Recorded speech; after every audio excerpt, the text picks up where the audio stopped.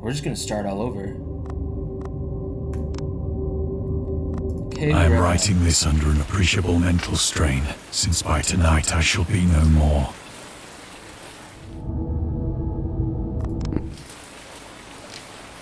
Penniless, and at the end of my supply of the drug which alone makes life endurable, I can bear the torture no longer, and shall cast myself from this garret window into the squalid street below. Do not think from my slavery to morphine that I am a weakling or a degenerate. When you have read these hastily scrawled pages, you may guess, though never fully realize, why it is that I must have forgetfulness or death. I just want to make sure that there's audio. It's beautiful, there's audio. Weird. Ooh. Morphine entered into use in the 19th century and was routinely administered to treat severe pain during the American Civil War and World War I. It was also sold without restrictions until 1914. Really, just the early 20th century was nuts, man. Cocaine in your Coca-Cola, morphine, just willy-nilly, whenever the hell you want it. Can't even buy allergy medication anymore without talking to a pharmacist. Definitely a different time. Morphine became more popular after the invention of the hypodermic syringe around 1854. Friedrich Serturner, who first isolated the substance, originally named it morphium after Morpheus, the Greek god associated with dreams. I've heard that morphine will make you dream. I've heard about purple elephants and shit. At the time when Dagon was published, morphine abuse, known as soldier's disease, they also named things better back then. Soldier's disease, trench foot, etc., etc., already posed a big problem in the United States. Anything else of note here? Onward.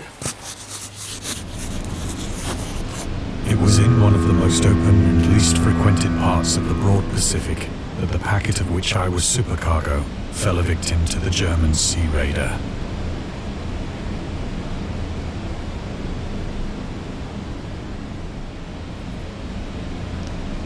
So I don't need to go there. Clue. Lovecraft and the Great War. Dagon was written around a month after the United States entered World War I. Lovecraft was actively interested in its course. He composed many poems in which he gave encouragement to soldiers and commented on the events unfolding in Europe. He tried to enlist in the army, which he mentions in one of the letters to Reinhard Kleiner. Some time ago, impressed by my entire uselessness in the world, incredible sentence. Just no notes. I resolved to attempt enlistment despite my almost invalid condition. I argued that if I chose a regiment soon to depart for France, my sheer nervous force, which is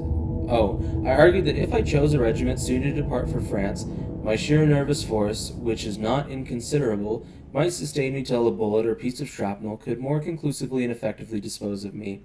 Letters to Reinhard Kleiner by H.P. Lovecraft. But even though he passed the physical exam, his mother prevented him from going to the war. She has threatened to go to any lengths, legal or otherwise, if I do not reveal all the ills which unfit me for the army. I am Providence, the life and times of H.P. Lovecraft. Interesting.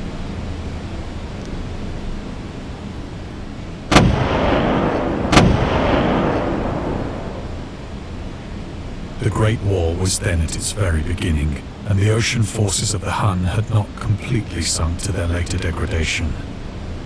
So that our vessel was made a legitimate prize, whilst we of her crew were treated with all the fairness and consideration due us as naval prisoners. Ooh, there's a couple things here. Oh, that's just to continue the story. The Huns were Central Asian nomads who established a dominion in Europe and invaded the Roman Empire in the 5th century AD. They were known as brutal, deadly warriors and masters of quick raids who also developed powerful composite bows, lassos, and early siege weapons. During World War I, the British used the word Hun as a synonym for Germans in order to emphasize their brutality. However, the term originated when the German Emperor Wilhelm II gave a speech to his troops on the 27th July 1900 before they embarked to China. Should you encounter the enemy, he will be defeated. No quarter will be given. Prisoners will not be taken. Whoever falls into your hands is forfeited. Just as 1,000 years ago, the Huns, under their king Attila, made a name for themselves, one that even today makes them seem mighty in history and legend. May the name German be affirmed by you in such a way in China that no Chinese will ever again dare to look cross-eyed at a German. Damn. Alright. Wilhelm just said, fuck it, mask off. Just kidding, it was 1900. The mask was on. Everybody knew why. The refusal to take prisoners was a clear breach of the laws and customs of war adopted during the First Hague Convention of 1899. Obviously, it did not weigh heavy on his mind.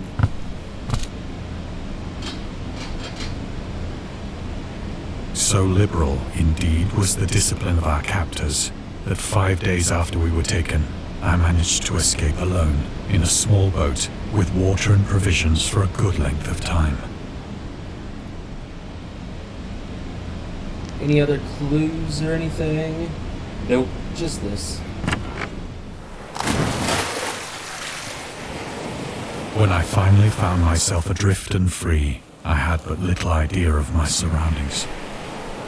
Never a competent navigator, I could only guess vaguely by the sun and stars that I was somewhat south of the equator. Of the longitude, I knew nothing, and no island or coastline was in sight.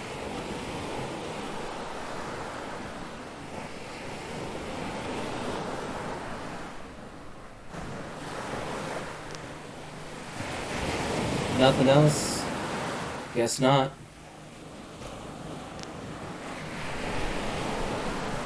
Swim to the moon, weather my kept friend. fair, and for uncounted days I drifted aimlessly beneath the scorching sun, waiting either for some passing ship or to be cast on the shores of some habitable land. It's a good shadow. The Return to Short Stories. Dagon was written in July 1917 and first published in 1919 in The Vagrant, an amateur magazine focused on the supernatural. The story is the first of his stories that introduced an element from the Cthulhu mythos. Dagon itself, a pagan cult worshipping Dagon, later appears in The Shadow over Innsmouth, one of Lovecraft's most popular works. It was a very good one, too. 1917 is also the year when he wrote The Tomb, a story about Jervis Dudley, a daydreamer who discovers a mysterious mausoleum in the woods by his house and becomes obsessed with it. Also good. These two works marked Lovecraft's return to short story writing after he burned most of his attempts at genre 9 years prior and decided to concentrate on poetry. Lovecraft stated that it was his friend, William Paul Cook, a literary publisher and critic, who convinced him to start writing weird fiction again. Thank goodness he did, because it's so much better than the poetry. Anything else out here? No? Stare into the sun? No? But neither ship nor land appeared, and I began to despair in my solitude upon the heaving vastness of unbroken blue. The change happened whilst I slept. Its details I shall never know. For my slumber, though troubled and dream-infested, was continuous.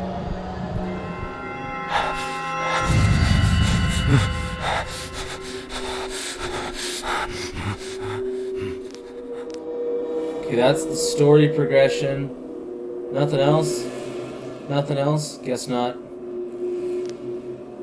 When at last I awoke, it was to discover myself half sucked into a slimy expanse of hellish black mire, which extended about me in monotonous undulations as far as I could see, and in which my boat lay grounded some distance away.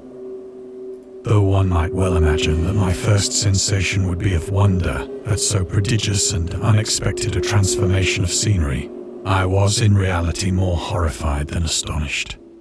For there was in the air, and in the rotting soil, a sinister quality which chilled me to the very core. The region was putrid with the carcasses of decaying fish, and of other, less describable things which I saw protruding from the nasty mud of the unending plain. That giant nautilus. Also, I know that obviously Bloodborne, very inspired by Lovecraft, but try and tell me that this isn't in turn inspired by the Orphan of Cause fight in Bloodborne, because this is a very similar everything. Perhaps I should not hope to convey in mere words the unutterable hideousness that can dwell in absolute silence and barren immensity. There was nothing within hearing, and nothing in sight, save a vast reach of black slime. Yet the very completeness of the stillness and the homogeneity of the landscape oppressed me with a nauseating fear. The sun was blazing down from a sky which seemed to me almost black in its cloudless cruelty, as though reflecting the inky marsh beneath my feet.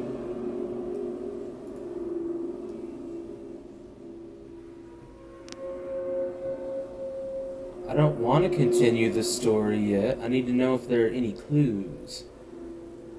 Aha! The origins of Dagon. Dagon seems to be inspired by Fishhead, a short novel by Irvin S. Cobb about unnatural affinities between a hybrid idiot and the strange fish of an isolated lake, supernatural horror and literature by H.P. Lovecraft, and Lovecraft's dream about a strange island emerging from the ocean and him crawling in the ooze that covered its surface. Lurking, but happy to catch you alive. Thank you for the lurk, hippie. Glad that you're able to be here, my friend. Happy to have you, lurking or otherwise. I know that life happens, so thank you for tuning in, though. It's much appreciated. I dreamed that whole hideous crawl and can yet feel the ooze sucking me down. In Defense of Dagon by H.P. Lovecraft. Lovecraft's interest in the topic stemmed from his aversion to fish and sea smells, which is ironic because he lived in, Connecticut, I think.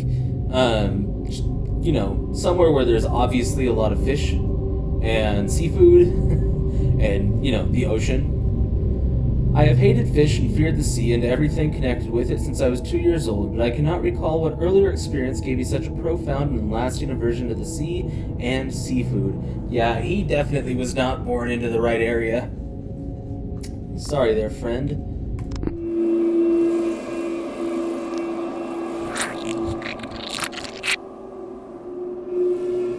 As I crawled into the stranded boat, I realized that only one theory could explain my position. What in the hell? Through some unprecedented volcanic upheaval, a portion of the ocean floor must have been thrown to the surface, exposing regions for which innumerable millions of years had lain hidden under unfathomable watery depths. So great was the extent of the new land which had risen beneath me, that I could not detect the faintest noise of the surging ocean, straining my ears as I might. Nor were there any seafowl to prey upon the dead things.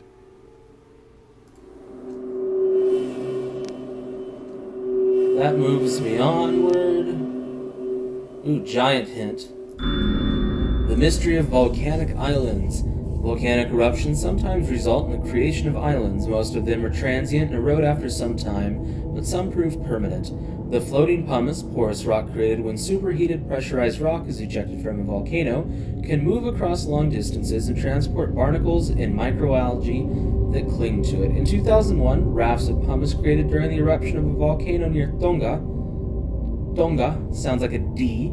I'm going to throw you guys off with that one because it's clearly a T, but in the Tongan language, even though I trained to say it like a T, they don't have a letter T, so it's da, Donga, which is why my friend, his name in English would be David, but in Tongan, it's Davida. So near Tonga, Polynesia, eventually reached Australia. That is quite the distance. Also, there's your fun fact lesson about the Tongan alphabet and language.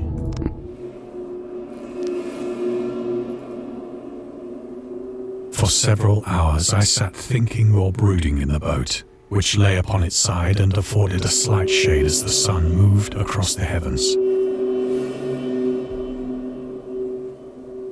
As the day progressed, the ground lost some of its stickiness and seemed likely to dry sufficiently for traveling purposes in a short time. I love the big isopods. That night I slept but little, and the next day I made for myself a pack containing food and water, preparatory to an overland journey in search of the vanished sea and possible rescue. Hit it with a screenshot. I love the look of this game. I think it's rad.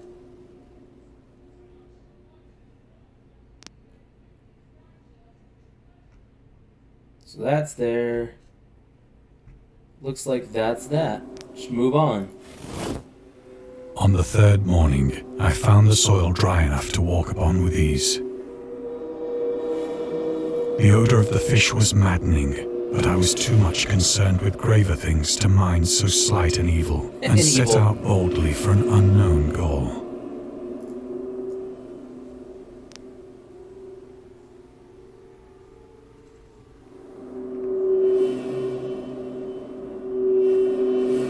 I want to get all of the trivia and everything on the first go-around, but I suppose there's nothing here.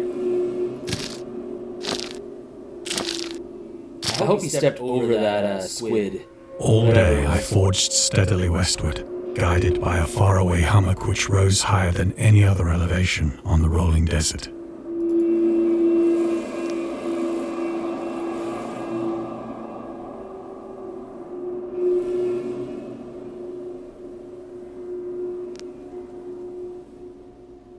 Suppose we just go that way.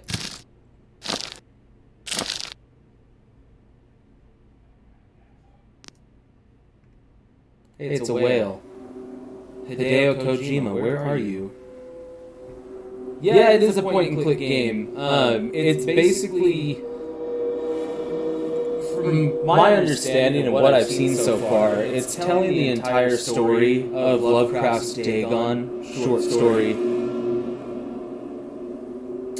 It's echoing? That's bizarre.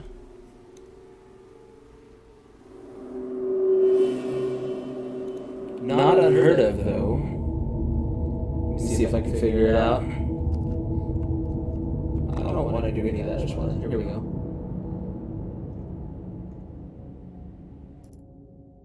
Does it sound better now?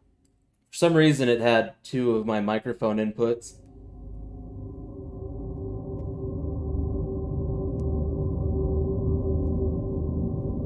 Oh, it's gotta be the, because I don't have any volume on my phone. So it's gotta be, I had two microphone inputs for some reason. It wasn't running any sound earlier when I started, so we're on the come up.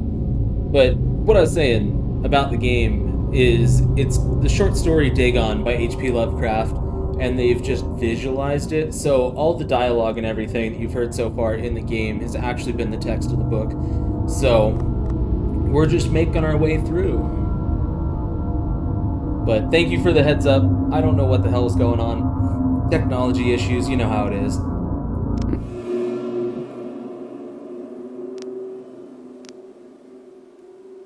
But yeah, Hideo Kojima would love the fact that there is a whale here.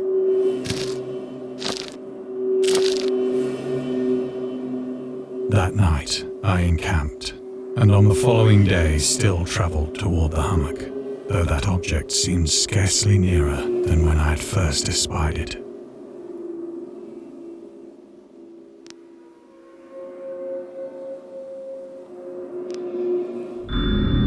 The Horrors of the Ocean.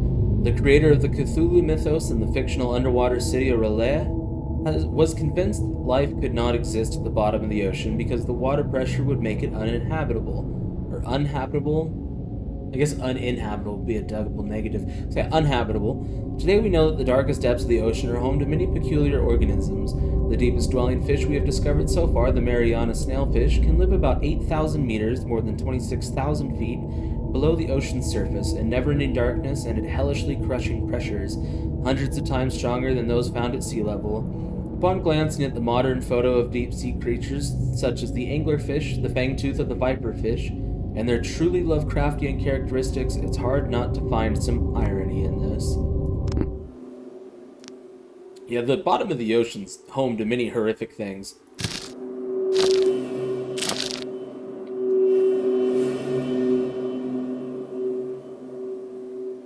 By the fourth evening, I attained the base of the mound, which turned out to be much higher than it had appeared from a distance, an intervening valley setting it out in sharper relief from the general surface. Too weary to ascend, I slept in the shadow of the hill. I know not why my dreams were so wild that night, but ere the waning and fantastically gibbous moon had risen far above the eastern plain,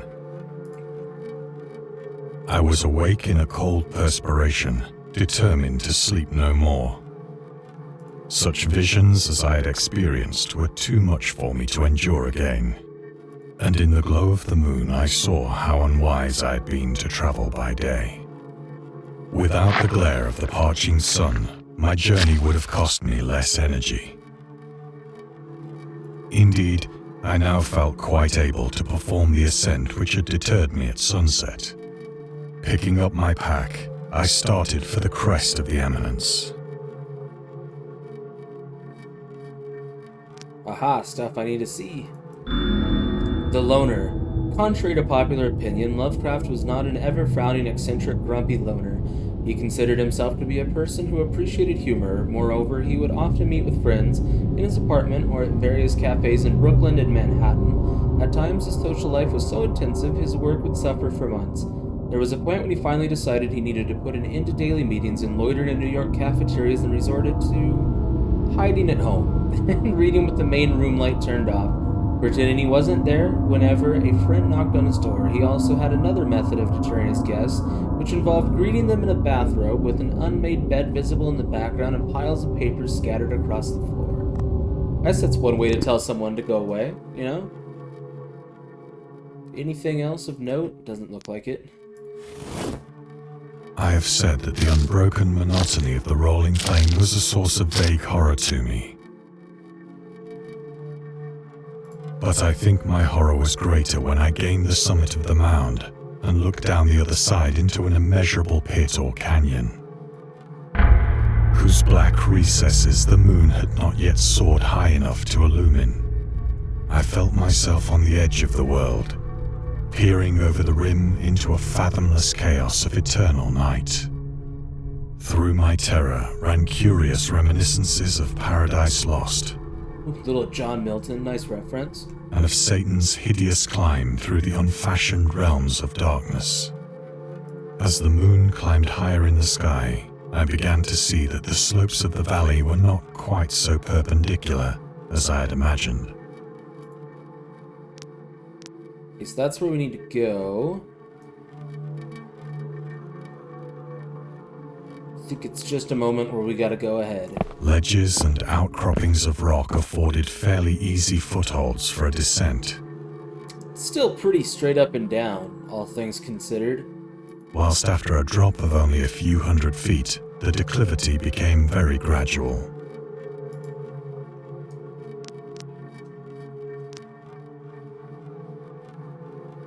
No, still nothing.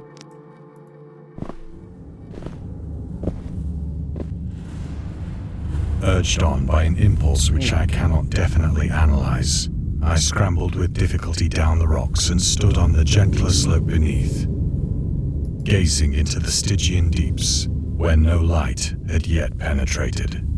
All at once, my attention was captured by a vast and singular object on the opposite slope, which rose steeply about 100 yards ahead of me. An object that gleamed whitely in the newly bestowed rays of the ascending moon.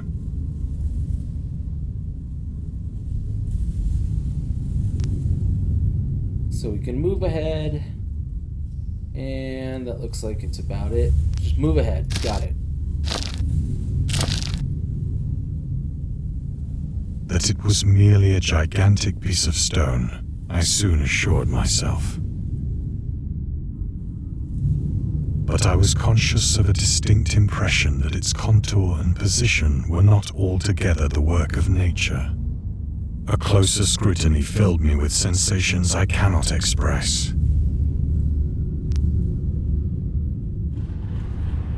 Has the game considered that I'd like to look for other trivia bits? And it does not appear that there are any. For despite its enormous magnitude, and its position in an abyss which had yawned at the bottom of the sea since the world was young, I perceived beyond a doubt that the strange object was a well-shaped monolith. This is the prequel to 2001: A Space Odyssey.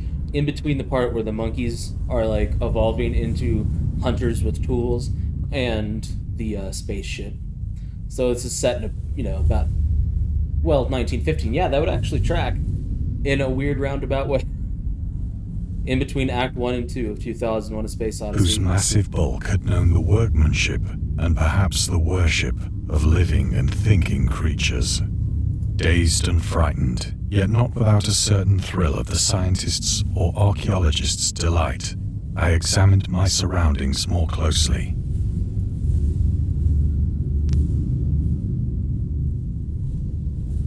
Well, what's there to examine?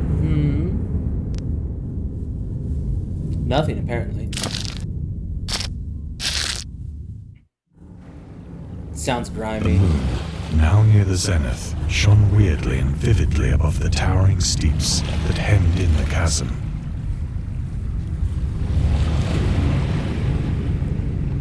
And revealed the fact that a far-flung body of water flowed at the bottom, winding out of sight in both directions and almost lapping my feet as I stood on the slope. Across the chasm, the wavelets washed the base of the Cyclopean monolith, on whose surface I could now trace both inscriptions and crude sculptures.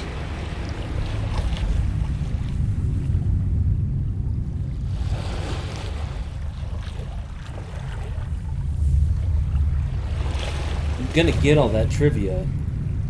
Just all there is to The it. writing was in a system of hieroglyphics unknown to me, and unlike anything I'd ever seen in books.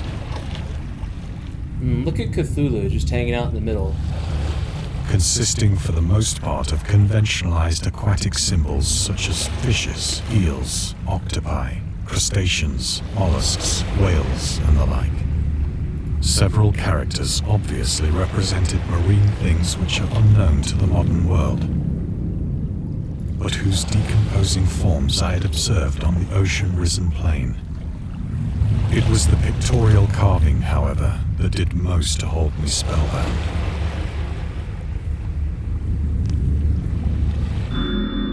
Storytelling methods. Dagon contains many themes and storytelling methods that Lovecraft developed in his later works, such as telling the story through carvings at the Mountains of Madness and the Nameless City, journals and characters' notes, The Shadow Out of Time, The Haunter of the Dark, islands emerging from the ocean, The Call of Cthulhu, or fictional beings and deities based on real events and mythologies. Migo? We're gonna go with Migo. In The Whisperer in Darkness. It's also considered the origin of the popular Cthulhu mythos. Some of Lovecraft's other stories also conclude in a manner similar to Dagon, but let's skip the details in order not to spoil the ending. Plainly visible across the intervening water on account of their enormous size were an array of bas-reliefs whose subjects would have excited the envy of a doré. I think that these things were supposed to depict men, at least a certain sort of men, though the creatures were shown disporting like fishes in the waters of some marine grotto, or paying homage at some monolithic shrine which appeared to be under the waves as well. Of their faces and forms I dare not speak in detail, for the mere remembrance makes me grow faint. Grotesque beyond the imagination of a Poe or a Bulwer.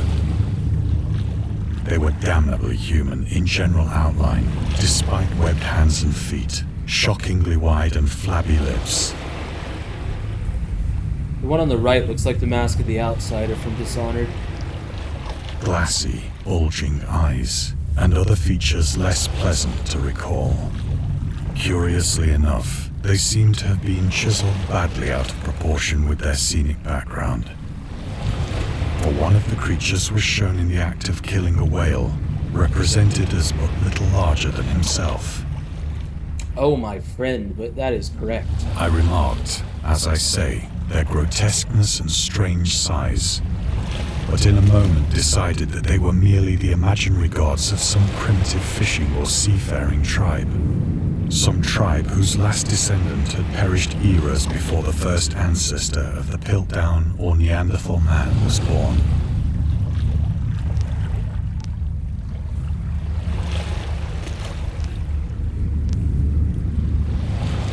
Awestruck at this unexpected glimpse into a past beyond the conception of the most daring anthropologist,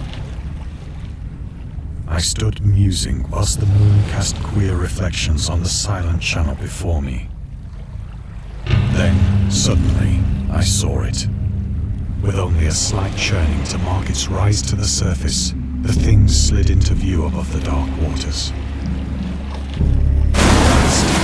Fiend-like and loathsome, it darted like a stupendous monster of nightmares to the monolith, about which it flung its gigantic scaly arms, the while it bowed its hideous head and gave vent to certain measured sounds.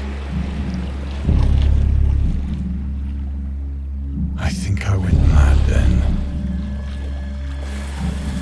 Of my frantic ascent of the sloping cliff, and of my delirious journey back to the stranded boat, I remember little.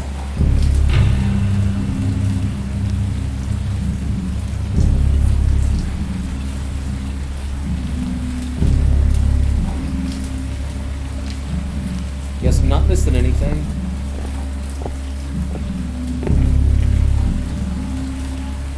I believe I sang a great deal and laughed oddly when I was unable to sing.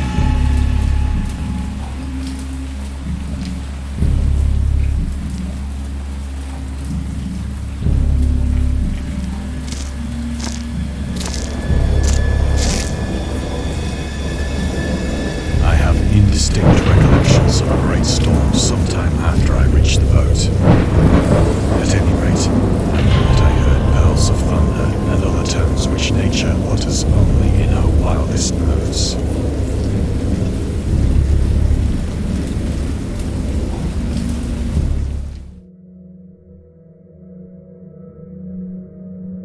When I came out of the shadows, I was in a San Francisco hospital. Brought thither by the captain of the American ship which had picked up my boat in mid-ocean. In my delirium, I had said much, but found that my words had been given scant attention. Of any land upheaval in the Pacific, my rescuers knew nothing. Nor did I deem it necessary to insist upon a thing which I knew they could not believe.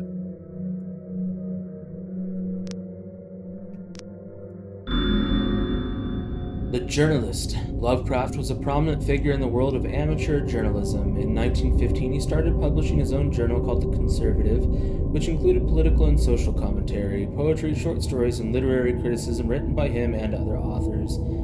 Probably just horrible stuff, given his views. We'll just say that. Howard was a skilled wordsmith, but he also took criticisms to heart, which resulted in his decision to step away from writing poetry and concentrate on weird fiction again for the first time since his teenage years. Excuse me. Dagon, published in 1919, is one of the short stories written during that period.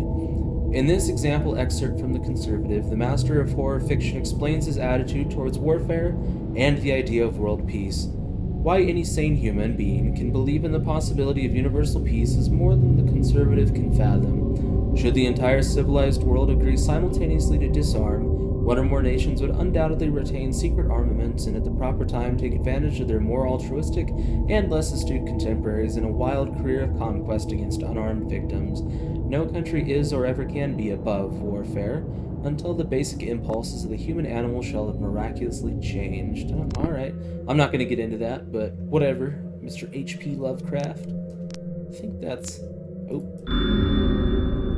In Defense of Dagon. In 1921, Lovecraft released a series of 3 essays, The Defense Reopens, The Defense Remains Open, and Final Words, later published as a collection titled In Defense of Dagon, in which he rebuked a series of criticism directed at his works. Some notable quotes: "I paint what I dream, and will let the public settle the rest amongst themselves." That line goes kind of hard, actually. Mr. Monday asked the Raison d'etre of Dagon. I've never been sure how to pronounce that, and I heard somebody pronounce it the other day, and I was like, oh, that's how you say it. And yeah, today's not that day. We're not going to pronounce it correctly. But that of Dagon, I will give it purely and simply to reproduce a mood. Its object is the simplest in all art, portrayal. The physical horrors of war, no matter how extreme and unprecedented, hardly have a bearing on the entirely different realm of supernatural terror. Ghosts are still ghosts. The mind can get more thrills from unrealities than from realities. In the essays of Lovecraft, touches upon the topics of atheism, materialism, the quest for truth, and the love of science. Disembodied. We haven't any legs. That one I almost missed. The atheist. Lovecraft considered himself an atheist, an absolute materialist, which he attributed partly to his early childhood interest in astronomy and science in general. In his own words, I am indeed an absolute materialist so far as actual belief goes, with not a shred of credence in any form of supernaturalism, religion, spiritualism, transcendentalism, metapsychosis, or metempsychosis, or immortality. All I say is that I think it is damned unlikely that anything like a central cosmic will, a spirit world, or an eternal survival of personality exist. They are the most preposterous and unjustified of all the guesses which can be made about the universe, and I am not enough of a hair splitter to pretend that I don't regard them as errant and negligible moonshine. In theory, I am an agnostic, but pending the appearance of radical evidence, I must be classed practically and provisionally as an atheist. Interesting. I did not know that about him. So I think we got it all, though, so...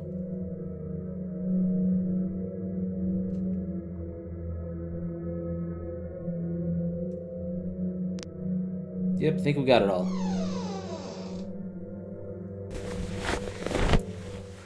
Once I sought out a celebrated ethnologist and amused him with peculiar questions regarding the ancient Philistine legend of Dagon, the fish god.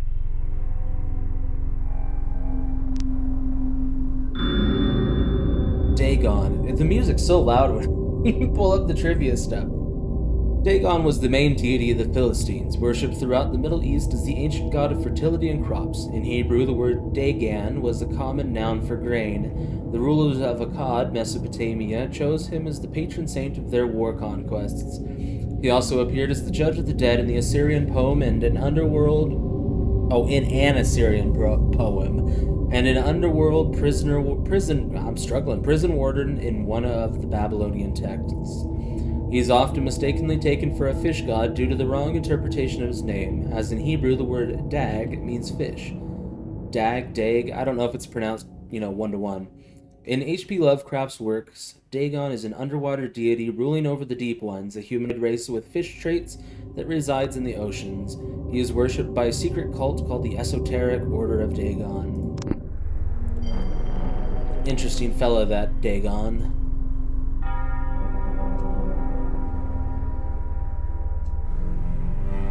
I think that's the only bit of trivia in here.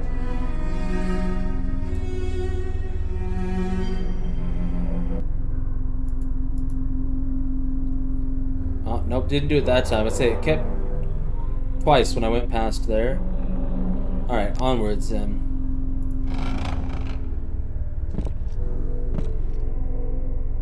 But soon perceiving that he was hopelessly conventional, I did not press my inquiries. The Necronomicon.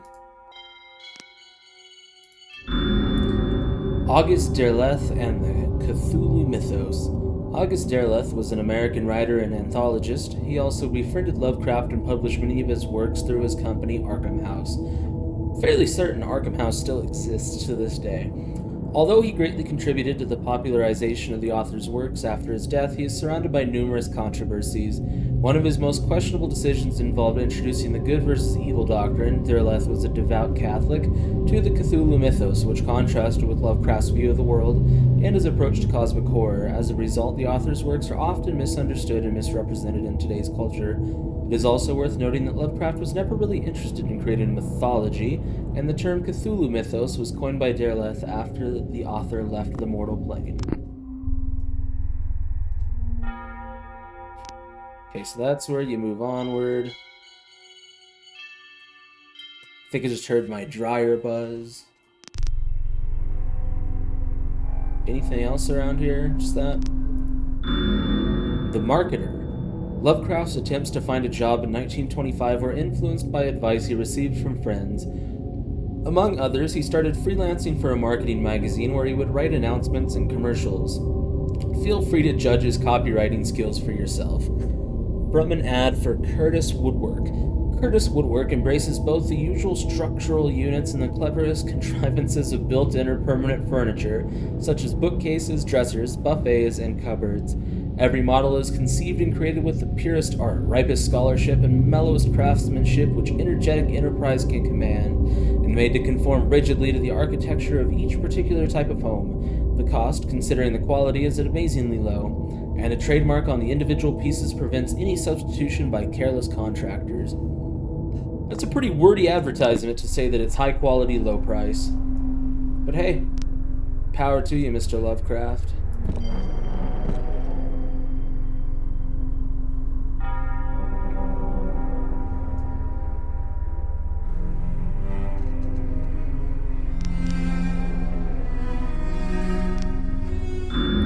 The scientist.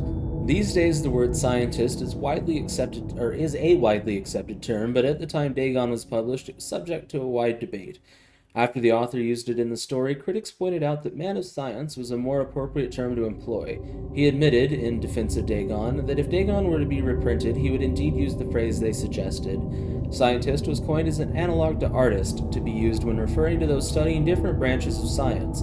Yet, in the 19th and early 20th century, scientific researchers in Great Britain and the United States were of the opinion that man of science, resembling the term man of letters, was the only proper choice. Among other things, it was gender-specific, indicating that science was an endeavor to be pursued by only one sex. That's very early 20th century. The term scientist became more accepted only after World War II, and man of science started fading into obscurity as an old-fashioned synonym.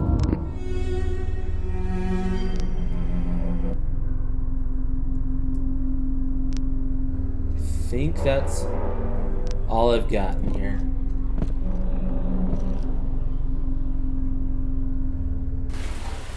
It is at night, especially when the moon is gibbous and waning, that I see the thing. It's a good movie. My man out here, do some math. 70 years before John Carpenter, 65 years before John Carpenter released The Thing. He's already watched it, ahead of the times. I tried morphine, but the drug has given only transient surcease, and has drawn me into its clutches as a hopeless slave. So now, I am to end it all, having written a full account for the information or the contemptuous amusement of my fellow men.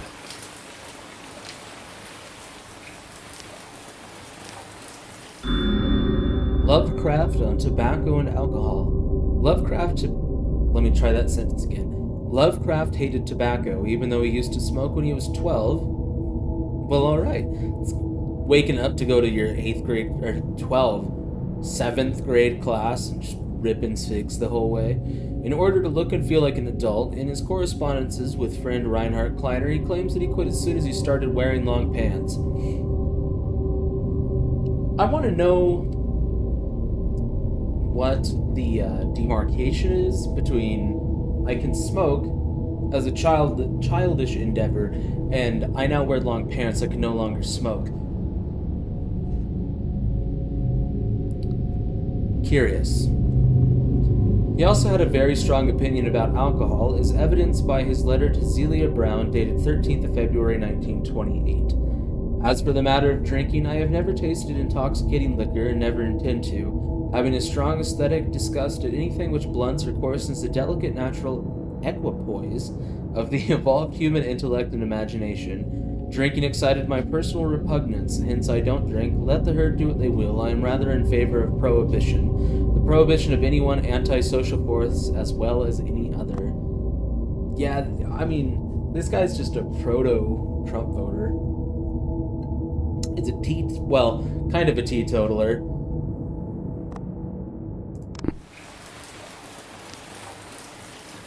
Anything else? No? Guess not.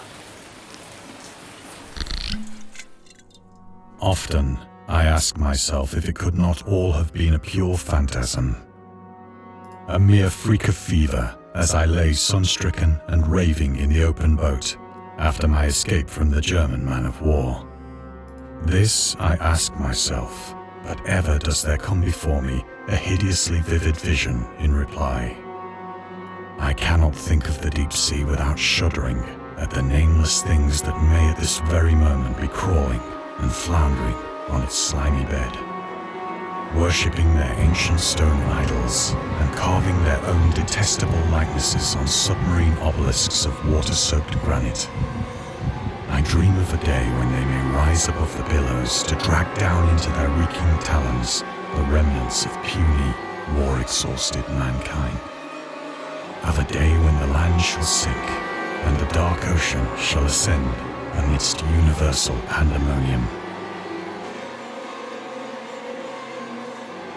I like the visual of all these sea creatures going to New York. They're going to get a hoagie. Bacon, egg, and cheese at the local bodega. The end is near. I hear a noise at the door, as of some immense slippery body lumbering against it.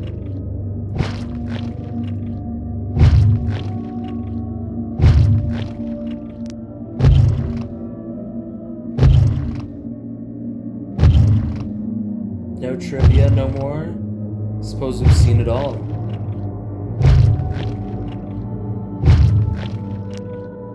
It shall not find me.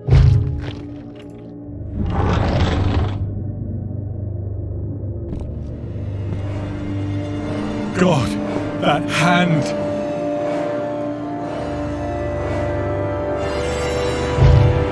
The window! The window!